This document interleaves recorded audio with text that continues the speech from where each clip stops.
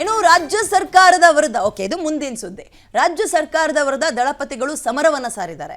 ಬೆಲೆ ಏರಿಕೆ ಭ್ರಷ್ಟಾಚಾರದ ವಿರುದ್ಧ ಹೋರಾಟಕ್ಕೆ ಜೆಡಿಎಸ್ ರೆಡಿ ಆಗ್ತಾ ಇದೆ. ಕೇಂದ್ರಕ್ಕೆ ಕುಮಾರಸ್ವಾಮಿ ಅವರು ಹೋಗ್ತಾ ಇದ್ದಂಗೆ ರಾಜ್ಯದಲ್ಲಿ ಅವರ ಮಗ ನಿಖಿಲ್ ಕುಮಾರಸ್ವಾಮಿ ಫುಲ್ ಆಕ್ಟಿವ್ ಆಗಿಬಿಟ್ಟಿದ್ದಾರೆ. ಅಲ್ಲದೆ ಸರ್ಕಾರದ ವಿರುದ್ಧ ವಿಭಿನ್ನ ಹೋರಾಟಗಳನ್ನು ರೂಪಿಸುವಲ್ಲಿ ಯಶಸ್ವಿ ಕೂಡ ಆಗ್ತಾ ಇದ್ದಾರೆ, ಸಕ್ಸಸ್ ಆಗ್ತಾ ಇದ್ದಾರೆ. ಈಗ ಮತ್ತೊಂದು ಹೋರಾಟಕ್ಕೂ ಕೂಡ ಕರೆ ಕೊಟ್ಟಿದ್ದಾರಂತೆ. ಯಾವ ರೀತಿಯ ಹೋರಾಟ ಮತ್ತು ಯಾಕೆ ಹೋರಾಟ ನೋಡ್ತಾ ಹೋಗೋಣ. ರಾಜ್ಯ ಸರ್ಕಾರದ ವಿರುದ್ಧ ದಳಪತಿಗಳ ರಣಕಹಳೆ. ಕುಮಾರಸ್ವಾಮಿ ಬಳಿಕ ರಾಜ್ಯದಲ್ಲಿ ಜಾಗ್ವಾರ್ ವಾರ್. ಪಕ್ಷ ಸಂಘಟನೆಗೂ ಸೈ, ಹೋರಾಟಕ್ಕೂ ಜೈ ಜೈ.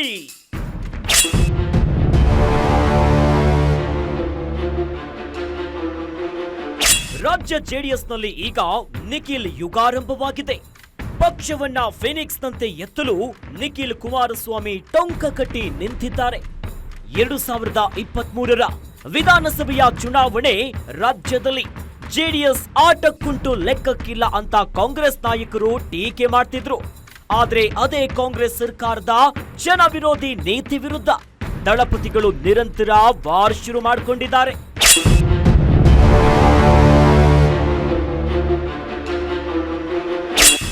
ಕೇಂದ್ರದಲ್ಲಿ ಕುಮಾರಸ್ವಾಮಿ ಮಂತ್ರಿಯಾದ ಬಳಿಕ ರಾಜ್ಯದಲ್ಲಿ ಜೆಡಿಎಸ್ ಯುವ ನಾಯಕ ನಿಖಿಲ್ ಕುಮಾರಸ್ವಾಮಿ ಫುಲ್ ಆಕ್ಟಿವ್ ಆಗಿದ್ದಾರೆ. ಬೆಲೆ ಏರಿಕೆಯ ವಿರುದ್ಧ ಸಾಕಪ್ಪ ಸಾಕು ಕಾಂಗ್ರೆಸ್ ಸರ್ಕಾರ ಅನ್ನೋ ಹೋರಾಟಕ್ಕೆ ನಿಖಿಲ್ ಕುಮಾರಸ್ವಾಮಿ ಮುಂದಾಗಿದ್ದು, ಫ್ರೀಡಂ ಪಾರ್ಕ್ನಲ್ಲಿ ಬೃಹತ್ ಹೋರಾಟಕ್ಕೆ ನಿಖಿಲ್ ಕುಮಾರಸ್ವಾಮಿ ಕರೆ ಕೊಟ್ಟಿದ್ದಾರೆ. ಬಹಳ ಸ್ಪಷ್ಟವಾಗಿ ಇವತ್ತು ಅರ್ಥ ಆಗ್ತಾ ಇರ್ತಕ್ಕಂಥದ್ದು ಕಾಂಗ್ರೆಸ್ ಸರ್ಕಾರ ಯಾವ ರೀತಿ ಆಡಳಿತವನ್ನು ಮಾಡ್ತಾ ಇದೆ ರಾಜ್ಯದಲ್ಲಿ ಅಂತಕ್ಕಂಥದ್ದು. ನಮ್ಮ ಫ್ರೀಡಂ ಪಾರ್ಕ್ನಲ್ಲಿ ನಾವೇನು ದೊಡ್ಡ ಮಟ್ಟದಲ್ಲಿ ಒಂದು ಅಭಿಯಾನವನ್ನು ಪ್ರಾರಂಭ ಮಾಡಿದ್ದೇವೆ ಈಗಾಗಲೇ. ಇದು ಬಹುಶಃ ಜನತಾದಳ ಪಕ್ಷದ ಅಭಿಯಾನ ಅನ್ನೋದಕ್ಕಿಂತ ಹೆಚ್ಚಾಗಿ ರಾಜ್ಯದ ಜನರ ಒಂದು ಭಾವನೆಗಳೇನಿದೆ, ಕಾಂಗ್ರೆಸ್ಸು ಸರ್ಕಾರ ಸಾಕಪ್ಪ ಸಾಕು ಅಂತಕ್ಕಂಥದ್ದು. ರಾಜ್ಯ ಸರ್ಕಾರದ ಜನವಿರೋಧಿ ನೀತಿ ವಿರುದ್ಧದ ಹೋರಾಟಕ್ಕೆ ಘಟಾನುಘಟಿಗಳು ಬಲ ತುಂಬಲಿದ್ದಾರೆ. ಎಚ್.ಡಿ. ಕುಮಾರಸ್ವಾಮಿ, ಎಚ್ಡಿಡಿ ಸೇರಿದಂತೆ ಜೆಡಿಎಸ್ ಶಾಸಕರು, ವಿಧಾನ ಪರಿಷತ್ ಸದಸ್ಯರು ಸೇರಿದಂತೆ ಜೆಡಿಎಸ್ ಕಾರ್ಯಕರ್ತರು ಪಾಲ್ಗೊಳ್ಳುವ ಮೂಲಕ ಸರ್ಕಾರದ ವಿರುದ್ಧ ಗುಡುಗಲಿದ್ದಾರೆ. ಸಾಕಪ್ಪ ಸಾಕು ಹೋರಾಟ ಕೇವಲ ಒಂದು ದಿನದ ಹೋರಾಟ ಅಲ್ಲ, ಇದು ನಿರಂತರವಾದ ಹೋರಾಟ ಅಂತ ನಿಖಿಲ್ ಹೇಳಿದ್ದಾರೆ. ಮಿತ್ರ ಪಕ್ಷವಾಗಿರ್ತಕ್ಕಂಥ ಭಾರತೀಯ ಜನತಾ ಪಾರ್ಟಿ ಇರಲಿ, ಜನತಾದಳ ಪಕ್ಷ ಇರಲಿ, ನಮ್ಮ ಅಜೆಂಡಾ ಒಂದೇ, ನಮ್ಮ ಗುರಿ ಒಂದೇ.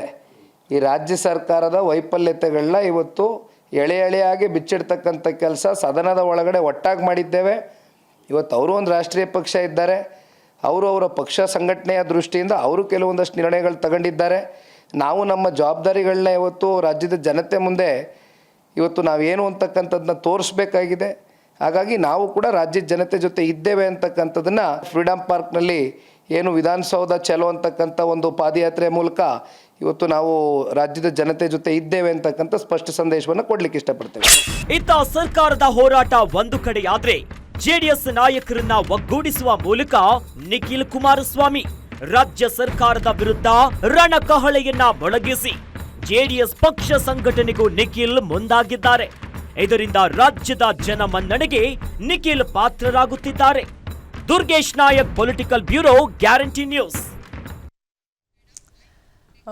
ಇದೀಗ ಸಾಕಪ್ಪ ಸಾಕು, ಈ ಕಾಂಗ್ರೆಸ್ ಸರ್ಕಾರ ಸಾಕು ಅಂತ ಕಾಂಗ್ರೆಸ್ಸೇ ಮಾಡಿದಂತಹ ರೀತಿಯಲ್ಲ ಇವರು ತಗೊಂಡು ಹೋಗ್ತಾ ಇದ್ದಾರೆ ಹೋರಾಟವನ್ನ. ಮತ್ತೆ ಇದು ಜೆಡಿಎಸ್ಗೆ ಅಳಿವು ಉಳಿವಿನ ಪ್ರಶ್ನೆ ಆಗಿದೆ. ದೋಸ್ತಿ ಮಾಡ್ಕೊಳ್ತೀವಿ ಅಂತ ಹೋದ್ರು ಅದು ಯಾಕೋ ಬರೀ ಎಲೆಕ್ಷನ್ಗೆ ಮಾತ್ರ ಸೀಮಿತ ಆಯ್ತಾ, ಸಿಚುವೇಶನಲ್ ಫ್ರೆಂಡ್ಸ್ ಆಗಿ ಬಿಹೇವ್ ಮಾಡ್ದಂಗೆ ಕಾಣಿಸ್ತಾ ಇದೆ. ಸೊ ನೀವು ಹೋರಾಟ ಮಾಡ್ಕೊಂಡ್ರಿ, ನಮ್ಮನ್ನು ಪಕ್ಕಕ್ಕೆ ಬಿಟ್ರಿ ಅಂತ ನಾವು ಸುಮ್ಮನಾಗಲ್ಲ, ನಾವು ಹೆಂಗಾದ್ರೂ ಒಂದು ಫಿನಿಕ್ಸ್ ರೀತಿ ಎದಳ್ಬೇಕಲ್ಲ, ಎದಳ್ತೀವಿ ಅಂತಿದ್ದಾರೆ. ಬಟ್ ಒಂದು ರಮ್ಯ ಗಮನಿಸಿದಾಗ ಅವರು ತಂದೆ, ತಾಯಿ, ತಾತ ಎಲ್ಲರೂ ಕೂಡ ರಾಜಕೀಯ ಪರಿಣಿತರು. ಹಿಂಗಿದ್ರು ಒಬ್ಬ ಮಗನನ್ನ ಗೆಲ್ಲಿಸ್ಕೊಳಕ್ಕಾಗ್ಲಿಲ್ಲ. ಅದು ಅವಾಗ ಅಲ್ವಾ, ಒಂದು MP ಎಲೆಕ್ಷನ್ನು, MLA ಎಲೆಕ್ಷನ್ನು ಎಲ್ಲ ಇದ್ದಾಗ ಅದು ಒಂದ್ ರೀತಿ ಯಾಕೋ ಲಕ್ಕೆ ಸಿಗ್ಲಿಲ್ವಾ ಅವ್ರಿಗೆ ಅನ್ನೋ ಪ್ರಶ್ನೆ ಕೂಡ ಕಾಡುತ್ತೆ. ಹೀಗಿದ್ದಾಗ ಅಪ್ಪನ ವರ್ಚಸ್ಸನ್ನ ಮಗ ಬೆಳೆಸ್ಕೊಂಡು ಈಗ ಅಪ್ಪ ಸೆಂಟ್ರಲಲ್ಲಿ ಇದ್ದಾರೆ, ಸ್ಟೇಟಲ್ಲಿ ಪಕ್ಷವನ್ನು ಸ್ಟ್ರಾಂಗ್ ಮಾಡಬೇಕು ಅನ್ನೋ ಹಿನ್ನೆಲೆಯಲ್ಲಿ ನಿಖಿಲ್ ಅವರು ಮುಂದಾಗ್ತಾ ಇದ್ದಾರಂತೆ. ಇದರಲ್ಲಿ ಹೇಗೆ ಯಶಸ್ವಿ ಆಗ್ತಾರೆ, ಪಕ್ಷ ಸಂಘಟನೆ ಹೇಗಾಗುತ್ತೆ ಮತ್ತು ಅವರ ರಾಜ್ಯಾಧ್ಯಕ್ಷ ಸ್ಥಾನಕ್ಕೆ ಆಯ್ಕೆ ಮಾಡಬೇಕು ಅನ್ನೋದಕ್ಕೆ JDS ಅಲ್ಲೇ ವಿರೋಧಗಳು ಕೇಳಿ ಬರ್ತಾ ಇದೆ, ಆಪೋಸ್ ಮಾಡ್ತಿದ್ದಾರೆ.